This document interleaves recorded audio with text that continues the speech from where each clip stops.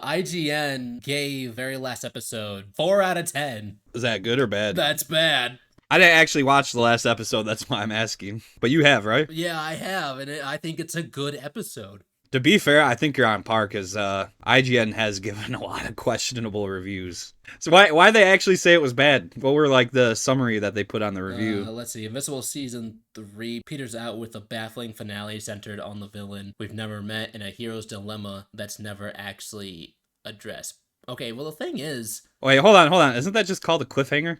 Isn't that like something shows have been doing for like since the beginning of time? So in Season 3, I believe it's Season 3, there's a point where Viltrumite comes and she tells Mark that someone else is on the way. Another Viltrumite is going to come. And then this guy shows up in episode 7 out of nowhere. It's supposed to be a surprise. The point is that we know a Viltrumite is coming. We don't know when he's coming.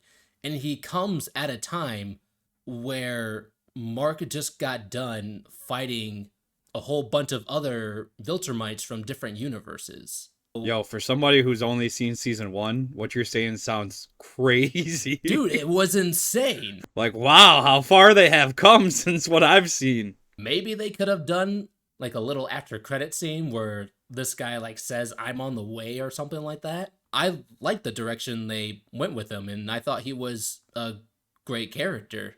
In other words, you're rating IGN's review as a 4. Bad. No, it's a 1. Wait, while you're on there, go to the comments. Let's see what they say. Very first one, it was a good episode. Oliver gets humbled. The episode echoed back to the season 1 finale, IMAO, and Mark got a bigger reminder why he needs season 2. Wait, what was the response to that? Some good points. I usually don't mind the reviews that give something a 6 or 7, but this episode was not bad. A 6 if you felt burned by not much story, or a 7 if you felt the action could have been better. But to me, it was an 8. So it sounds like everybody's essentially echoing you right now. IGN reviewers are either watching content on their phones for reviews, or maybe a TV with no speakers, or collectively they just have bad taste because that episode was epic. No, not the best ever. The season 1 finale had more emotional stakes, but you also knew Omni-Man wasn't going to kill Mark. Yeah, you can learn a lot about if a review is good or bad just by like reading the comments. Literally made an account just to agree with you, scrolled down to see a 4, and felt a sense of offense that I haven't felt in ages. Hold on, reread that. I couldn't hear you because you're... Okay. Literally made an account just to agree with you, scrolled down to see a 4, and felt a sense of offense that I haven't felt in ages.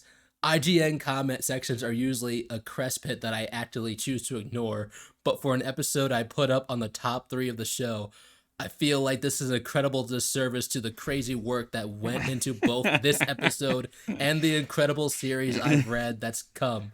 An actual joke of a review. So IGN does a good job again, I see.